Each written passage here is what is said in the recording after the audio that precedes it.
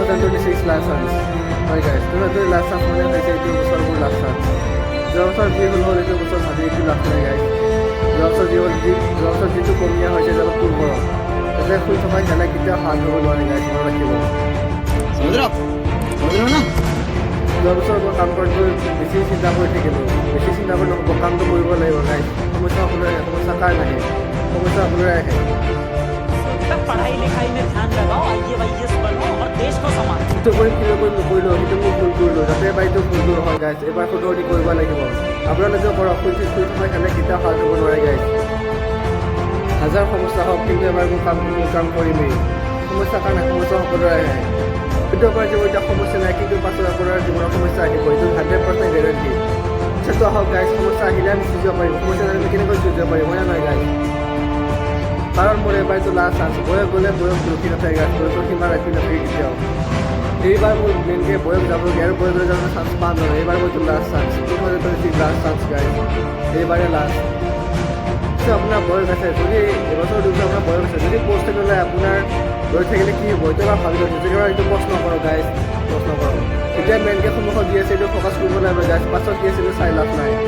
भाई मजा आया और मैं ये जो मजा है हिंदुस्तान के हर व्यक्ति को देना এইটো বস্তু কেনেকুৱা পাব পাৰিব চিন্তা কৰিব লাগিব গাইজ। গতিকে আপোনাৰ শৰীৰত এতিয়া আপোনাৰ পাৱাৰ আছে, মোৰ পাৱাৰ আছে, আপুনি লঞ্চা মাৰিব পাৰে, মই লঞ্চা মাৰিব পাৰোঁ, আপুনি ৰানিং কৰিব পাৰে, মই কৰিব পাৰোঁ, কিন্তু এটা ধুনীয়া হৈ আছে, এইটো পূৰণ কৰক। মানে কৈছোঁ নহয়, যেতিয়ালৈকে বয়স থাকে তেতিয়ালৈকে কৰি যাওঁ, পিছত কি হয়তো ভাবি লাভ নাই। কাৰণ যোৱা বছৰ নিজকে ফাঁকি দি থাকিলোঁ, কাৰণ এইবাৰ হৈছে মোৰ লাষ্ট চান্স। যোৱাবাৰ যি ফাঁকি দিলোঁ এবাৰ যাতে এইটো ফাঁকি দিব নোৱাৰে, গতিকে এইটো মোৰ লাষ্ট চান্স। গতিকে এবাৰ সকলোৱে চেষ্টা কৰক।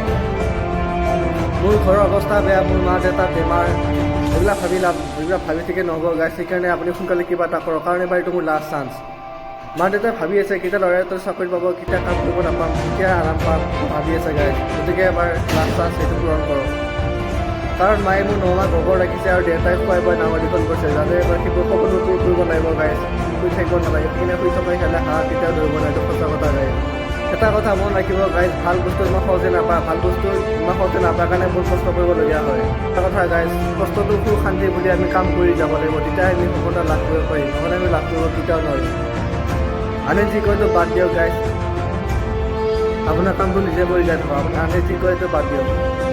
আপুনি ডিচিপ্লিন লওক, আপুনি মটিভেশ্যন লওক, মই এইটো কামটো কৰিমেই, এইটো এবাৰ মোৰ লাষ্ট চান্স, গতিকে মই এবাৰ এইটো কৰিবই লাগিব, 100% নিজকে দিবই লাগিব গেৰাণ্টি। এবাৰ মা দেউতাই আশা কৰি আছে, মা দেউতাৰ বয়স সীমা পাৰ হৈ গৈ আছে, আপোনালোকে নিশ্চয় জানে গাইজ। আৰু মা দেউতাৰ বয়স সীমা নিজৰ বয়স সীমা পাৰ হৈ গৈ আছে, নিজৰ বয়স সীমা হ'লে চাকৰি নাপাব, আপোনাৰ দায়িত্ব কৰি থওঁ, আপুনি কি কৰিব, আজিকালি হাজিৰা কৰে ইমান সহজ নহয় গাইজ। গতিকে এবাৰটো লাষ্ট চান্স, এবাৰটো সফলতা ল'বই লাগিব, আপুনি চেষ্টা কৰক, মই কৰি আছোঁ।